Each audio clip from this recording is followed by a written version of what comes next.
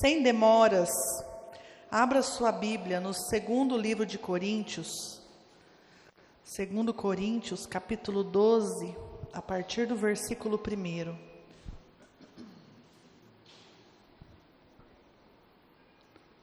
Amém?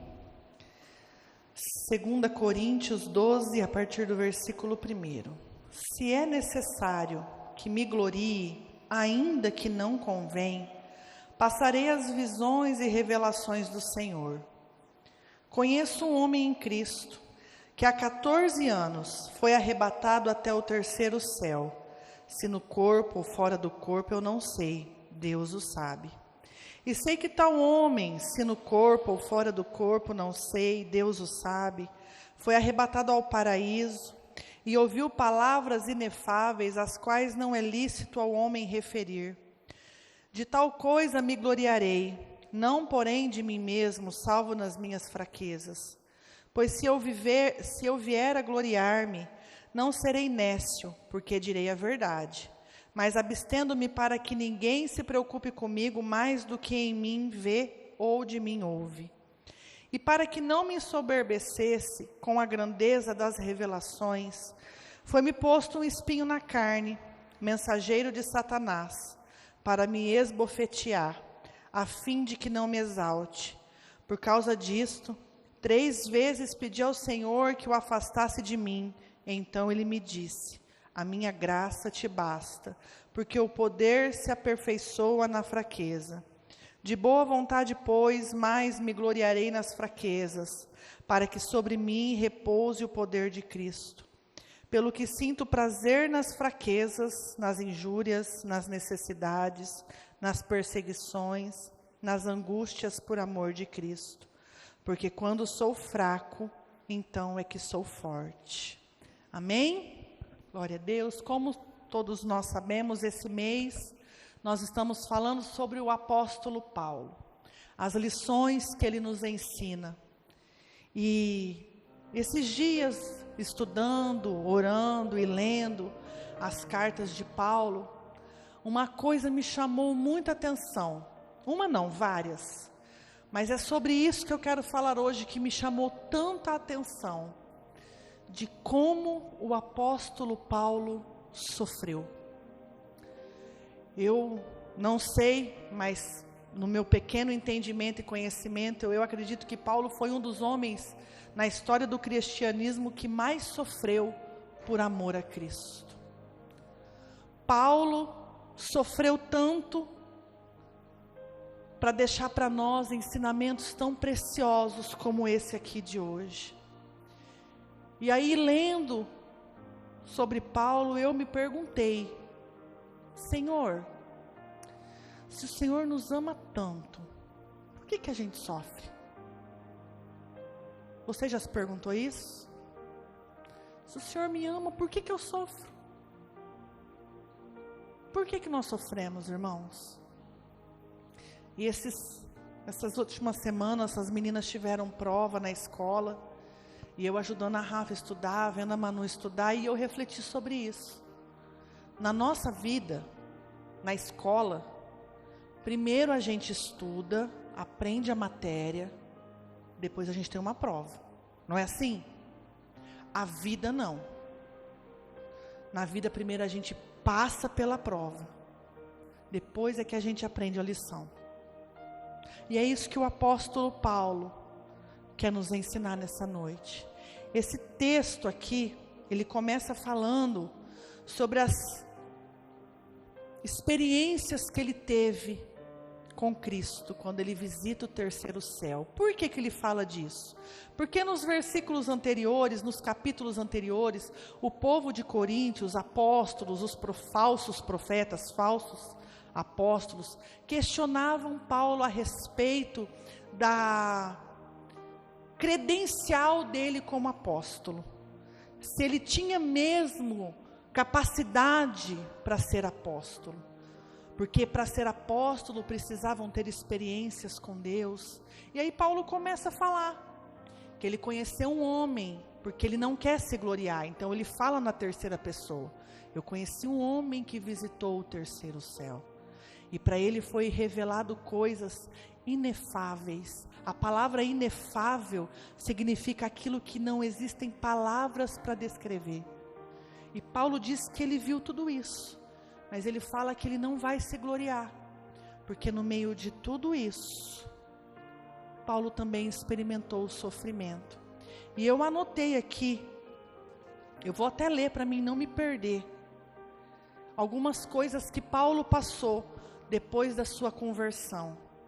Ele foi perseguido em Damasco, ele foi rejeitado em Jerusalém, ele foi esquecido em Tarso, a sua cidade, ele foi apedrejado em Listra, ele foi açoitado e preso em Filipos, ele foi escorraçado de Tessalônica, enxotado de Bereia, ele foi preso em Jerusalém, acusado em Cesareia, aí ele enfrentou o naufrágio. Lembra quando eu preguei sobre o naufrágio? Ele enfrentou o naufrágio indo para Roma. Quando ele sai do naufrágio e entra em Malta, ele foi picado por uma víbora. Paulo passa por tudo isso e por muitas outras coisas, e ele fala lá em Gálatas 6,17, eu trago no meu corpo as marcas de Cristo. E essas marcas, irmãos, não é igual nós não, que carrega um pingente com uma cruz. Ele traz no corpo dele as cicatrizes dos apedrejamentos, dos açoites, dos tapas que ele levou.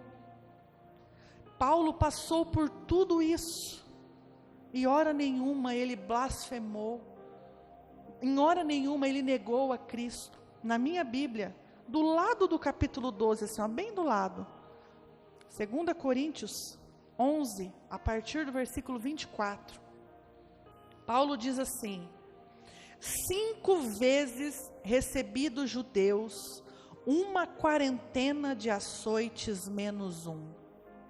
Faz as contas aí, pastor Júnior. 5 vezes 40. 195 açoites. Fui 3 vezes fustigado com varas. Uma vez apedrejado. Em naufrágio, 3 vezes. Uma noite e um dia passei na voragem do mar, em jornadas muitas vezes, em perigos de rios, em perigo de salteadores, em perigo entre patrícios, em perigo entre gentios, em perigo nas cidades, em perigos no deserto, em perigos no mar, em perigo entre falsos irmãos, em trabalhos e em fadigas, em vigílias, muitas vezes em fome, em sede, em jejum, muitas vezes em frios e em nudez. Paulo passou por tudo isso, e ele ainda diz lá em Filipenses que para ele viver é Cristo e morrer é lucro. Paulo fala, coloca para nós, Arthur, 2 Coríntios 4, a partir do versículo 16. Por isso, não desanimamos, pelo contrário, mesmo que o nosso homem exterior se corrompa, contudo, o nosso homem interior se renova de dia em dia, porque a nossa leve e momentânea tribulação produz para nós eterno peso de glória, acima de toda comparação, não atentando nós nas coisas que se veem, mas nas que não se veem, porque as que se veem são temporais, e as que se não veem são eternas. Paulo passa por tudo isso, irmãos, por todo esse sofrimento, para nos mostrar que a vida do cristão tem luta, que a vida do cristão tem choro, tem lágrima, tem sofrimento, tem açoite, tem enfermidade, mas também tem glória, tem colo do Senhor, tem presença de Deus, tem sustento, tem provisão e tem cuidado. Paulo, com todas essas experiências que ele teve com Cristo, ele foi levado ao terceiro céu, irmãos. Ele viu coisas que ele não consegue descrever. Hora nenhuma ele se engrandece e ele carrega o peso da glória sobre ele, falando: eu sou muito bom, porque eu sou escolhido do Senhor. Paulo não.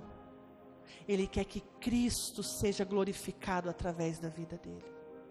E não importa o tanto que ele sofra, o que importa é que Cristo seja exaltado. Esteja ele sofrendo, esteja ele com fome, esteja ele com a barriga cheia, sentado numa mesa com um banquete, independente da situação de Paulo, o que ele quer é mostrar Cristo através da vida dele. E hoje nesse texto nós vamos aprender algumas lições que Paulo tira através do sofrimento. A primeira lição eu anotei assim: Deus não desperdiça o sofrimento na vida dos seus filhos. No versículo 7 que nós acabamos de ler, Paulo diz assim: e para que não me ensoberbecesse com a grandeza das revelações, foi-me posto um espinho na carne, mensageiro de Satanás, para me esbofetear, a fim de que eu não me exalte. Aqui fala que Paulo recebeu um espinho na carne. Em lugar nenhum na Bíblia fala o que é esse espinho na carne. Eu pesquisei e alguns estudiosos acreditam que Paulo, nas suas missões, passou por lugares onde a malária era muito presente. Paulo poderia ter contraído malária, e por causa da malária, Paulo poderia ter contraído um problema de visão, porque lá em Gálatas, no versículo 6, ele começa o texto dizendo assim: com letras grandes vos escrevo. Pode ser que Paulo tinha uma enfermidade, pode ser que Paulo era atormentado pelos pensamentos dele de quando ele exterminou os cristãos. Pode ser que Paulo tinha um pecado que ele não conseguia controlar. Pode ser que Paulo dormia e acordava sentindo dores, não sei. Mas a Bíblia nos diz que esse espinho na carne foi colocado em Paulo, para que ele não se ensoberbecesse. E quem que colocou esse espinho em Paulo, irmãos? O próprio texto diz: o Senhor. Esse espinho foi colocado em Paulo para que ele não se ensoberbecesse, para que ele se lembrasse todos os dias quem é Cristo e quem Ele é. Esse espinho, ele tinha um propósito, e o único que tem propósito nas nossas vidas é Cristo. Esse propósito tinha que se cumprir. O propósito desse espinho era que Paulo não se engrandecesse. Irmãos, às vezes nós somos soberbos, e a soberba, ela não combina com o sofrimento. Não adianta você estar sofrendo e querer continuar se achando bom, se achando o melhor no que faz. O sofrimento é colocado na gente para que a gente se humilhe. O sofrimento é para nós sermos humilhados. Para isso que serve o sofrimento. Para que a gente reconheça quem nós somos. Eu sempre falo aqui porque é o que eu acredito. Quem que eu sou, irmãos? Eu sou como uma folha. Uma hora eu estou, uma hora eu não estou. Nós somos como um orvalho. Hoje nós estamos aqui. Nós não somos nada. E muitas vezes a gente quer se engrandecer, porque Deus tem me abençoado, olha como eu estou próspero, e a gente quer se engrandecer, e esse não é o objetivo. O nosso objetivo é revelar Cristo através de nós. E às vezes Deus permite o sofrimento, para que a gente desperte, e a gente reflita quem nós somos. Quem que nós somos? Uma coisa eu sei: nada na nossa vida acontece por acaso. O nosso Deus não é um Deus de acaso. Nós não somos pessoas que temos sorte ou que temos azar. Nós temos as nossas vidas guiadas pelos planos de Deus. Ele tem um plano traçado para cada um de nós. É nisso que nós cremos. E a Bíblia nos diz lá em Romanos 8:28 que todas as coisas cooperam para o nosso bem. E isso significa que o sofrimento coopera para o nosso bem. Isso significa que Deus quer nos moldar. O sofrimento vem para nos colocar no nosso lugar e nos mostrar quem nós somos. A segunda coisa que Paulo nos ensina nesse texto é que às vezes Deus nos revela a razão do nosso sofrimento. Está nesse mesmo versículo que nós acabamos de ler. Às vezes nós estamos sofrendo e Deus vem e nos mostra o motivo do nosso sofrimento. Mas às vezes Ele pode fazer como Ele fez com Jó. Jó cansou de perguntar para Deus: por que Deus? Para quê? Porque meus filhos morreram, porque eu perdi tudo. Era melhor o Senhor não ter me deixado nascido. Mas Deus, hora nenhuma, revela para Jó o motivo do sofrimento dele. A Paulo foi revelado que o motivo era para ele não se ensoberbecer, era para ele não se engrandecer. Preste atenção, quando Deus quer revelar a você o motivo que você tem sofrido. Peça para que o Senhor revele a você: Deus, o porquê que eu tenho sofrido, o que o Senhor quer de mim, aonde o Senhor quer me levar. Seja revelado para mim o teu propósito. A maioria das vezes, irmãos, o sofrimento vem para que a glória que é de Cristo, nós não venhamos pegar ela para nós. A glória que é do Senhor pertence a Ele, é dele. Outra coisa que Paulo nos ensina é que Deus, Ele não nos censura quando nós pedimos livramento. No versículo 8 e 9, Paulo fala assim: por causa disto, 3 vezes pedi ao Senhor que o afastasse de mim. Então Ele me disse: a minha graça te basta, porque o meu poder se aperfeiçoa na sua fraqueza.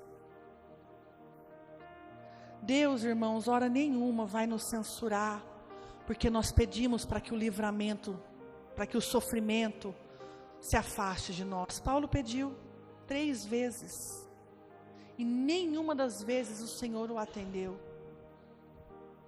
Todo mundo aqui já leu o livro de Salmos, né? Amém? Glória a Deus, aleluia. Eu não sei se vocês já perceberam que o livro de Salmos, a maioria dos salmos são salmos de lamento. Ó Senhor, até quando? Ó Deus, as minhas lágrimas têm sido meu alimento de dia e de noite. Ó Deus, livra-me. Ó Senhor, ajuda-me. Faze-me justiça, ó Deus, não é? Por que existem salmos de lamentos, irmãos? Porque o salmista sofria. Eles estavam sofrendo assim como nós sofremos. E eles escreveram salmos, porque o sofrimento do crente torna força para outras pessoas. Se não tivesse no livro de Salmos todos esses lamentos, se Paulo não tivesse contado todo o sofrimento que ele passou, nós hoje não estaríamos lendo e sendo encorajados, sabendo que o nosso sofrimento vai passar. Se não fosse o sofrimento de todos esses aqui, aonde nós colocaríamos a nossa esperança? Porque eu não sei se vocês já perceberam, mas 99% das pessoas que foram vitoriosas, viveram promessas na Bíblia, antes passaram por sofrimento. José, todo mundo lembra? Moisés, todo mundo lembra? Davi, todo mundo lembra? Ana, todo mundo lembra? Esther, todo mundo lembra? Ruth, todo mundo lembra? E tantos outros. Todos passaram por sofrimento e por lutas, e Deus deixou aqui escrito para que nós tivéssemos esperança. Irmãos, o nosso sofrimento vai produzir em outras vidas esperança. O pastor Júnior falou aqui do Eliezer. E eu falei isso para Lindsay, e eu comentei acho que com alguns irmãos aqui também. Nós sabemos que Deus opera milagres, amém? Nós sabemos disso. Nós sabemos que Deus cura, que Deus restaura, que Deus liberta. Mas quando nós vemos isso acontecer, aqui dentro de nós, Deus trabalha de uma maneira que a nossa fé, ela começa a ser transformada. Parece que a gente recebe um fôlego novo, um ânimo novo. O dia que a Lindsay mandou mensagem para mim falando assim: pastora, o Eliezer saiu da UTI. Aqui dentro de mim, irmãos, eu não sei explicar o que aconteceu, porque de verdade, eu não preciso mentir, porque o Senhor conhece o meu coração. Eu tinha certeza que ele ia morrer. Para mim, quando eu fiquei sabendo, eu decretei a morte dele. Porque aos meus olhos não havia esperança para ele. Mas através da luta, do sofrimento daquela família, hoje a nossa fé é reavivada. Através do nosso sofrimento, irmãos, vidas serão impactadas. Talvez a gente não consiga entender isso, porque a gente vive dentro de uma bolha, dentro do Fantástico Mundo de Bob. Todo mundo lembra do Fantástico Mundo de Bob, do desenho? É só os mais 40 que vão lembrar, os vintage. Que a gente acha que só a gente sofre. Olha como eu sofro, que ninguém está vendo o meu sofrimento. Aonde Deus quer me levar com tudo isso? Deus quer fazer com que a glória dele se manifeste na tua vida. Quem seria Paulo se ele não tivesse passado por tudo isso? Quem seria Paulo se não fosse os açoites? Se não fosse o naufrágio? Se não fosse a picada da víbora? Se não fosse as chicoteadas, as pedradas? Quem nós seríamos se não fosse aquela enfermidade que nos assolou? Se não fosse aquela luta que nós enfrentamos? Porque eu não sei vocês, irmãos, mas quando eu passo por lutas, eu aprendo tanto. E não de mim. Eu aprendo tanto de Cristo. Ele me ensina tanto. Ele me transforma de uma maneira. Ele abre os meus olhos para enxergar as coisas de uma maneira tão diferente. Não é assim? O nosso sofrimento, o não de Deus, é para o nosso crescimento. Ele está nos ensinando lições. O que ele diz no versículo 9? A minha graça te basta. A minha graça é suficiente para você. O que é a graça, irmãos? O que é a graça?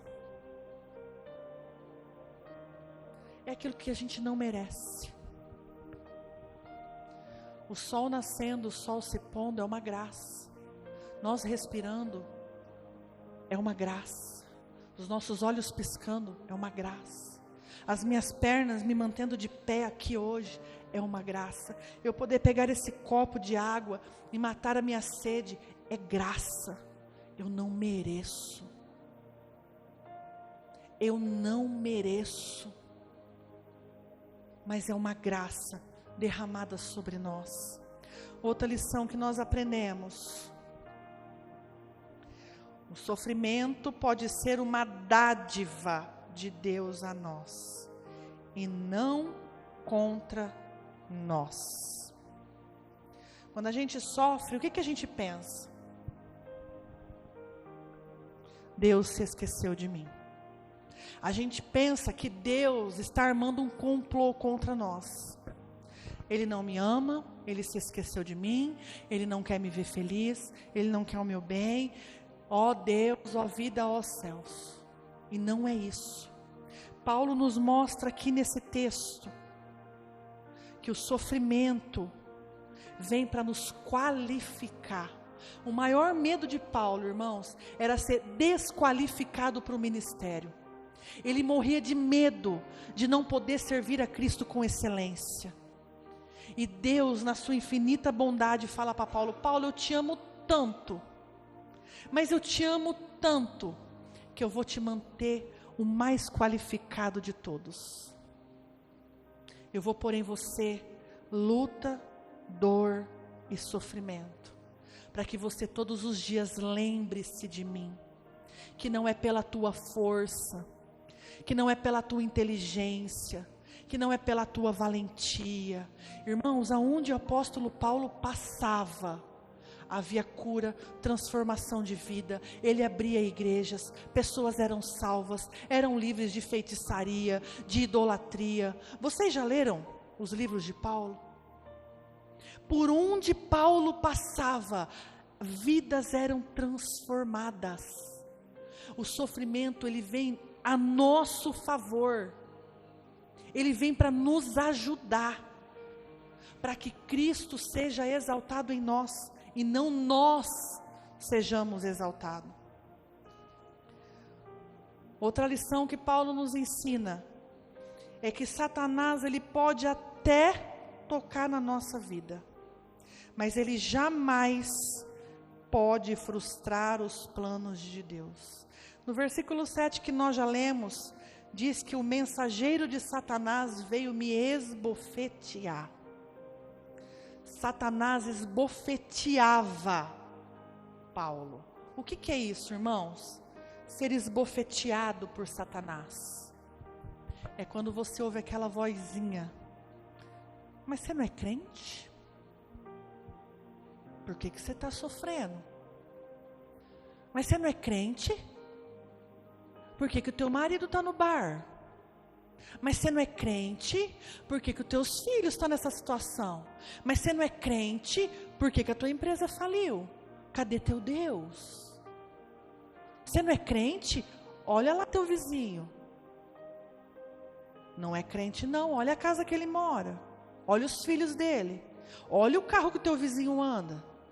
E você crente aí, dependendo de favor. Vocês já ouviram essa vozinha, irmãos? Eu já.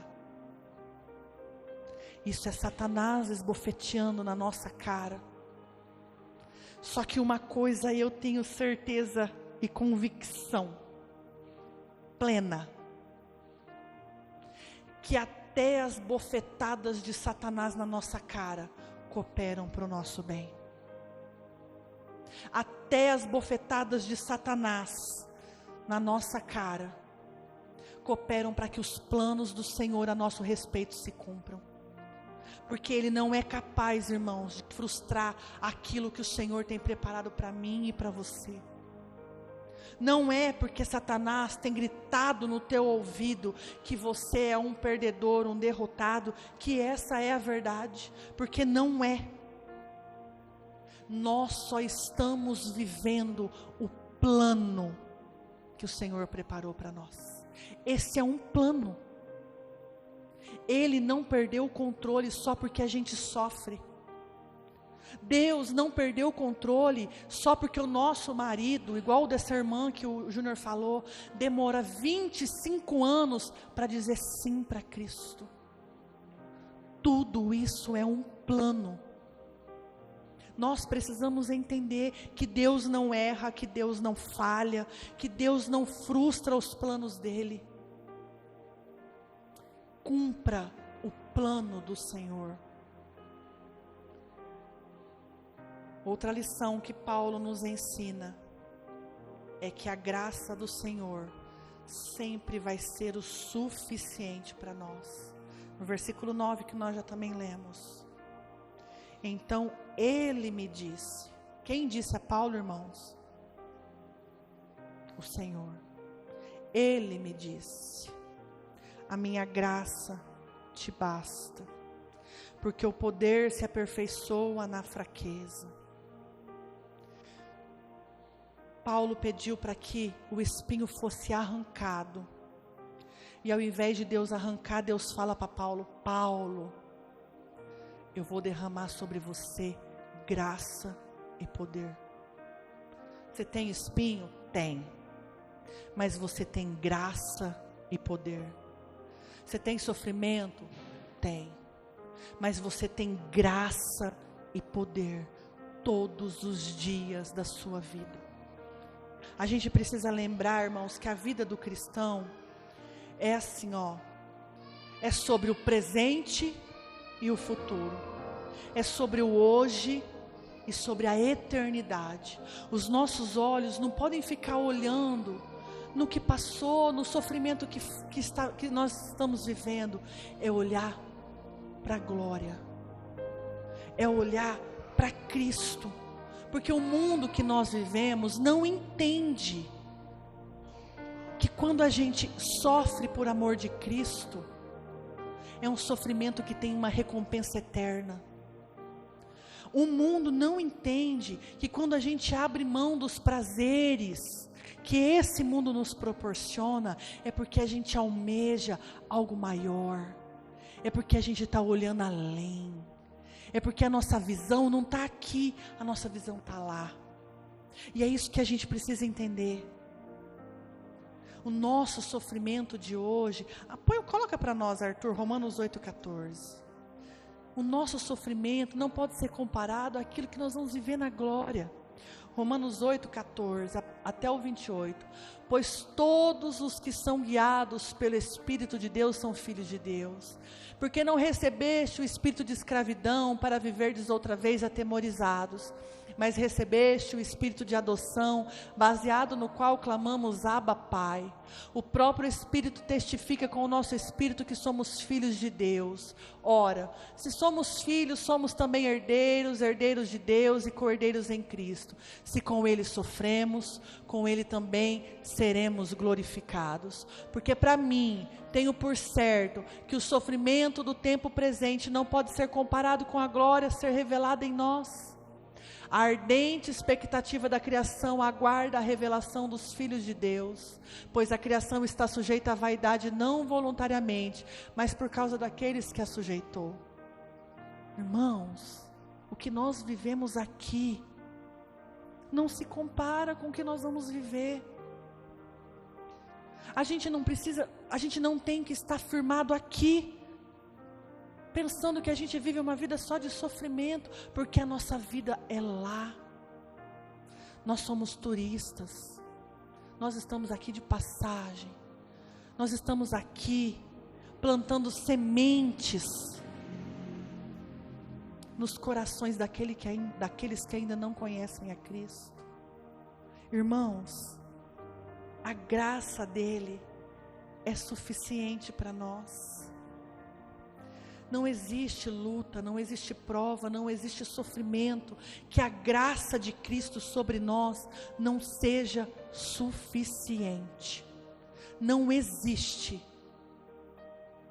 Independente da dor que você acha que você está vivendo, não existe sofrimento maior que a graça de Cristo sobre nós. Tiago fala assim, no primeiro capítulo, versículo 2: meus irmãos, tende por motivo de toda alegria o passardes por várias provações, sabendo que a provação da nossa fé, uma vez confirmada, produz perseverança. Ora, a perseverança deve ter ação completa, para que sejais perfeitos, íntegros e em nada deficientes. Se Deus tem permitido que você esteja passando por lutas, é porque a graça dele vai ser suficiente para você. A graça dele vai te sustentar, irmãos. A graça dele vai te manter de pé. A graça dele é tudo que nós precisamos. Se nós cremos num Deus que é soberano, onisciente, onipotente, nós precisamos acreditar que ele também é o Deus que cuida de nós, que providencia para nós o socorro bem presente na hora da angústia. Estende o seu cajado e a sua vara quando a gente tem andado pelo vale da sombra da morte. É as mãos dele que nos seguram quando nós estamos caindo. É esse Deus que nós cremos. É um Deus que tem derramado em cima de nós graça sobre graça, graça sobre graça. A Bíblia não nos diz que ele nos ama mais do que as aves dos céus? Ele nos ama mais do que as aves dos céus. Se ele cuida dos passarinhos, quanto mais de nós. Se Ele cuida dos lírios que amanhã vão ser queimados, que amanhã vão estar lá mortos, quanto mais nós, seus filhos. Não pense, irmãos, que Ele se esqueceu de você. Não pense que você está ao léu, abandonado, no barco à deriva. Ele tem te visto. Ele tem visto você no teu sofrimento. E Ele tem derramado todos os dias sobre a tua vida a graça. Às vezes, a gente não consegue entender, irmãos, o que é a graça. Porque a nossa mente é muito limitada quando nós falamos das coisas de Deus. Eu acho que a nossa mente nunca vai ser capaz de compreender a graça. A graça. Se a minhas filhas cometem um crime, e eu me coloco lá, e falo, não, me prende no lugar delas. O que eu estou tendo com elas não é graça, é misericórdia. Eu estou tomando o lugar dela de sofrimento. Mas a graça, ela vai além disso. A graça vai além, ao ponto do Senhor entregar a sua vida no meu e no teu lugar.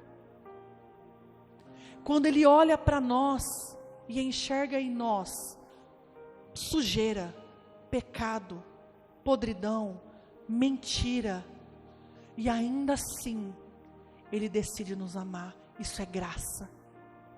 Ainda assim Ele decide nos perdoar quando nós pedimos perdão, isso é graça.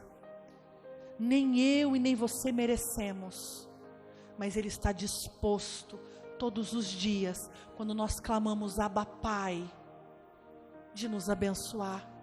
Isso é graça. E para encerrarmos, o grupo de louvor pode vir. Paulo nos ensina que quando nós chegamos ao fim das nossas forças, é aí que Deus nos capacita para nós vivermos vitoriosamente. O versículo 10. Pelo que sinto prazer nas fraquezas, nas injúrias, nas necessidades, nas perseguições, nas angústias, por amor de Cristo. Porque quando eu estou fraco, então é que eu sou forte.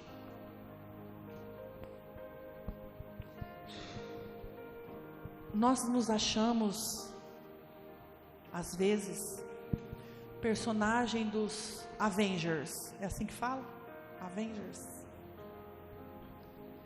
Nós nos achamos indestrutíveis, que nós temos a força, que nós somos inteligentes, que nós somos capazes, que a nossa força nos basta.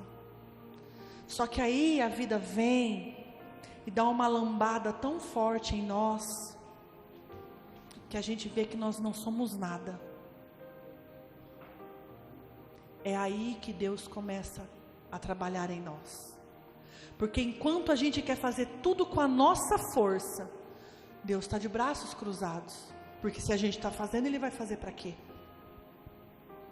Quem é mãe sabe disso.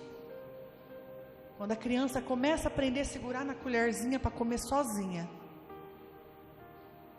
Se ela começa a comer sozinha e você vê que está tudo bem, você vai pôr a mão? Jamais. Eu não coloquei. Está comendo sozinha, eu dou até um passinho para trás. Termina de comer sozinha. Aprendeu a pôr a roupa sozinha? Vai fazer tudo sozinho. Agora, aquele dia que a criança está doentinha com febre, molinha na cama, o que a mãe faz? Põe a comidinha na boca, dá o banhozinho, troca, pente o cabelinho. Não é assim, mães? Com o Senhor é isso. Se Ele vê que a gente está fazendo tudo sozinho, sem pedir ajuda, Ele não vai nos ajudar, irmãos. Se nós estamos sendo fortes, suficientes, nós não precisamos da ajuda dEle. Mas quando a gente clama e fala, Deus, eu não consigo mais, Eu não tenho forças mais. Eu só consigo chorar. Me ajuda. É aí que nós somos mais fortes, porque a força que nós temos vem dele. Eu não sei se todo mundo já leu aquele texto que fala as pegadas na areia. A minha avó, quando eu era criança, trouxe... A minha avó é do Nordeste, ela tinha na parede dela um quadro assim, na madeira, talhado na madeira, com essa passagem, as pegadas na areia. O homem caminhava na areia e tinha duas pegadas, a dele e a de Jesus. E ele se alegra. Olha, eu estou caminhando, Jesus está comigo. Mas aí numa hora de muita dor e luta e sofrimento, só tem um par de pegadas na areia. E ele fala: Deus, na hora que eu mais precisei, o Senhor me abandonou. Eu caminhei sozinho. E Deus fala: não. Nessa hora, você estava no meu colo. Aquela pegada era minha. É isso que acontece, irmãos, quando a gente fala para Deus que nós não temos mais forças. Ele nos carrega no colo. Ele nos sustenta. Você acha que você consegue acordar todos os dias? Por quê? Porque a tua força vem dele. Porque o fôlego de vida vem dele. Porque a nossa esperança está nele. Sem ele, nós não conseguimos. Quando nós estamos fracos, é a força dele que nos mantém de pé. Se coloque de pé, irmãos. A graça do Senhor é suficiente para nós, irmãos. A força do Senhor é o que nós precisamos para passar por esse vale. Se você tem sofrido, se você tem vivido dias de luta, se você tem procurado motivos de alegria e não tem encontrado, lembre-se que o Senhor está te carregando no colo. A graça dele é suficiente para você. Amém? Feche os seus olhos. Abra o teu coração para o Senhor agora. Eu não sei a luta que você tem passado, os açoites que você tem levado, as pedradas que o inimigo tem lançado contra você, mas o Deus que nós servimos, que tem o controle de todas as coisas, tem te visto. É Ele que tem colhido as tuas lágrimas, é Ele que tem ouvido os teus gemidos inexprimíveis, é Ele que tem derramado sobre a tua vida graça, força, refrigério, alívio. É dele que vem a força que nós precisamos. Aleluia, Jesus. Pai, pega-nos no colo nesta hora, Senhor, porque não existe força em nós suficiente para nos manter de pé, Pai. É somente a tua graça que nos sustenta. É somente o teu amor, Pai, que nos faz permanecer de pé. Aleluia, Jesus. Recebe a adoração da tua igreja agora. Aleluia, Jesus. Amém. Glória a Deus. Graças a Deus. Qual é o teu espinho? O que é aquilo que Deus tem permitido na sua vida para te aperfeiçoar, para te melhorar? Igreja, para a gente afiar uma faca, nós precisamos passar ela numa lima bem forte, não é assim?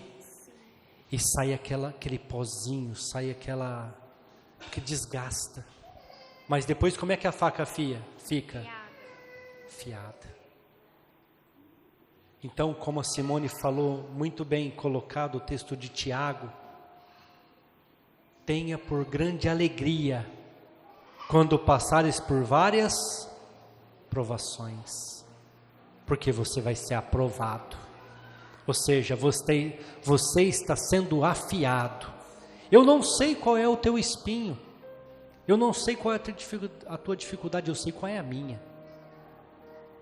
E de vez em quando eu choro, de vez em quando eu fico triste, de vez em quando eu me acho sozinho. Mas no outro dia, como diz o Salmo, a alegria vem, porque o choro dura uma noite. Qual é o teu espinho? Reconheça ele. Senhor, isso aqui é o que o Senhor tem usado para me afiar, para me aperfeiçoar. Descubra qual é o teu espinho e diga para Jesus todos os dias que aquilo te incomodar, a tua graça me basta, porque o teu poder se aperfeiçoa na minha fraqueza. Diga assim comigo, igreja: o teu poder, Jesus, se aperfeiçoa na minha vida através do sofrimento. Então, quando eu estou fraco, diga forte, igreja: quando eu estou fraco, aí é que eu sou forte. Glória a Deus, graças a Deus, aleluia. Senhor nosso Deus, obrigado pelo culto, Pai, obrigado pela palavra, obrigado, Senhor, por cada vida aqui nesta noite representada.